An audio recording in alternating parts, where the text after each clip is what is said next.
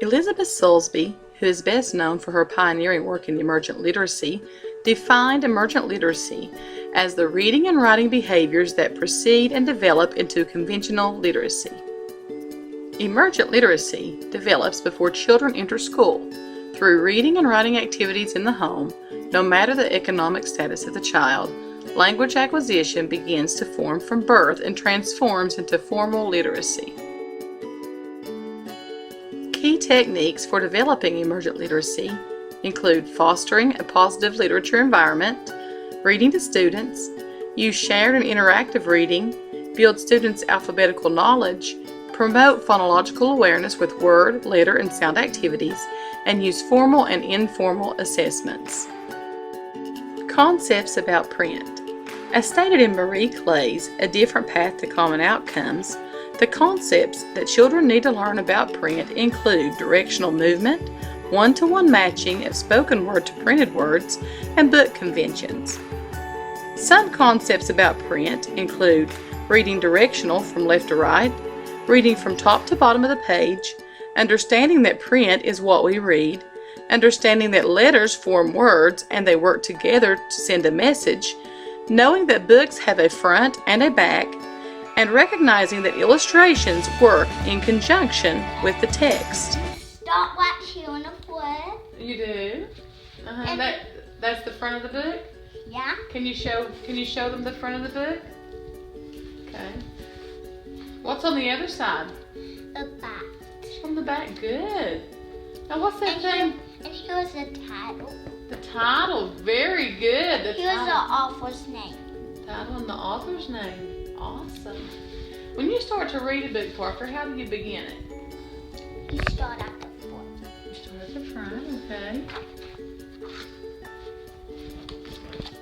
And then, whatever this says, you just say it out loud. You say it out loud, okay. How do we read it? Can you show me how your finger goes when we read a book? You do it here. Okay, you start there. Then you move your finger across. Then whatever, and it does to the bottom. Then just tape it. Good. Now what if you finish? Until it's to the bottom. Now you go into set the page, then tape doing that, and then tape doing that to set the page. And if I have 2 pages with this on it, then just wait to this.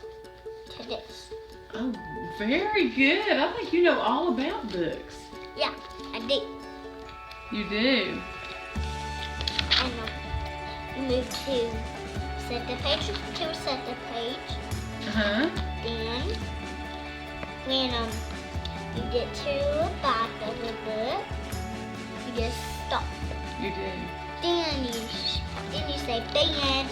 Then you shut the book. When you get to the last page, you say the end and then shut the book? Yeah, like this. What I'm doing. Oh, okay. Except you read the words. Oh, you read the words, yeah. That's very important. And then when you get to the end, you just shut it. The alphabetic principle. The 2 best predictors of future success in reading are phonemic awareness and letter knowledge. Phonological awareness involves being able to detect separate words in a sentence, to separate syllables in a word, to segment words into their separate sounds, and to perceive beginning, ending, and medial sounds. Understanding the alphabetic principle means grasping the concept that letters represent sounds.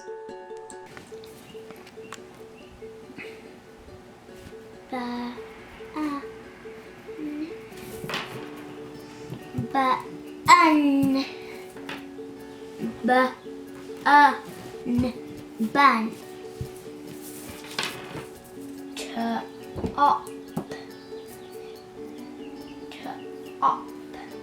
Top.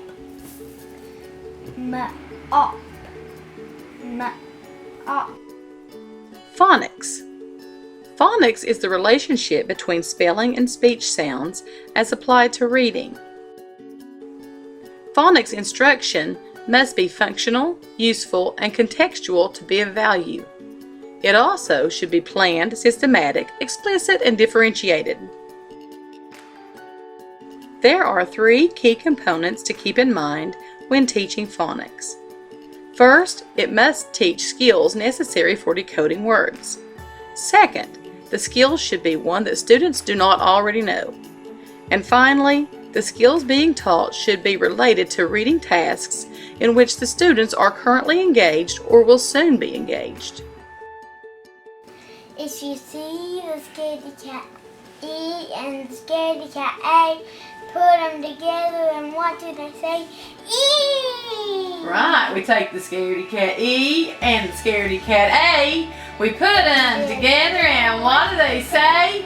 E! Now, but if we see the double E, we say E! E! it's a bumblebee party. If we see the double E, we say E! E! it's a bumblebee party. Ready for our bee party dance? It's a bumblebee party. Our party dance? Go! E E E E E E E E E E E E E E E. The long E sound. B B. B E E. Okay, can you have that for me? Good. Tree. How do you think we would spell tree? T-R-E-E. Want to write it down? High frequency words. High frequency words are words that occur so often, students should be given extra practice with them in order to recognize them rapidly. Although virtually all words are learned by creating a bond between sounds and spellings, most words are ultimately recognized just about instantaneously.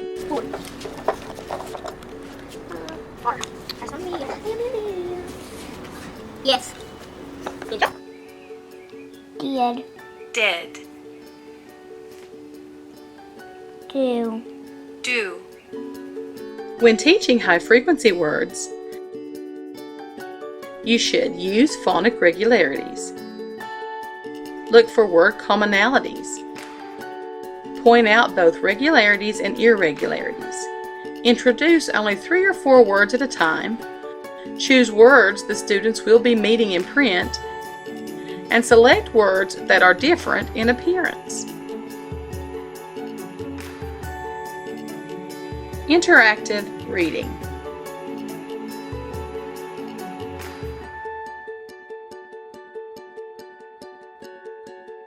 In an interactive reading, students become involved in the reading process by responding to the teacher-reader's prompts and probes. The teacher-reader may also model making predictions or drawing inferences.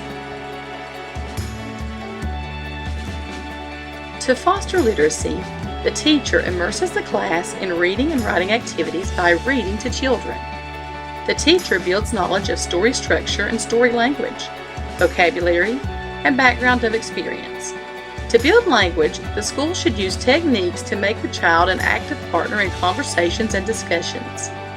Through shared reading and language experience stories, including shared writing, dictation, and scaffold writing, basic literacy concepts and skills are built.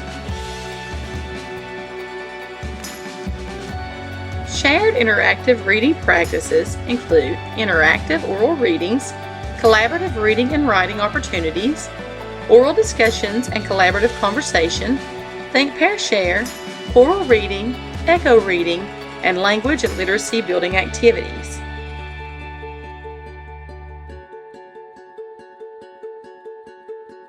This is an example of full reading. What day is the best day? I like Monday. I like my underpants. Monsters all love underpants and think pants are fantastic. And think pants are fantastic. Planning for preschool students. Preschool instruction should be rich reading and writing activities through play, as well as structured activities, including those that introduce key literacy skills. Some recommended activities include, but are not limited to, retelling stories and events, listening in order to follow directions and gain information, exploring letter names and sounds, engaging in drawing and writing, listening to rhymes and playing word games, exploring environmental signs, observing as adults read and write, and exploring picture books. Assessments. Assessing students should be an ongoing process that consists of both informal and formal assessments. Informal assessments should continually take place. Some assessments that can be done informally are observations, checklists, and anecdotal notes. These should include assessments on writing samples, letter recognition, and print familiarity. Since young children's literacy behavior changes often, formal assessments should be checked on a more formal basis, approximately once a month. Some formal assessments include observation surveys, the Bader Reading and Language Inventory, the concepts about print assessment, the Phonological Awareness Literacy Screening, DIBELS, and Basal Reading Series assessments. It is important for us to remember that children do not become literate automatically. Careful planning and instruction are essential.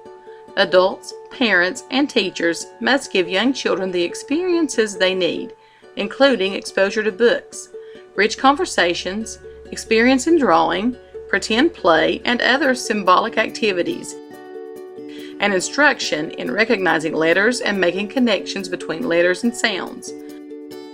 At all times, experiences should be challenging yet achievable, creating interest, engagement, and responsiveness.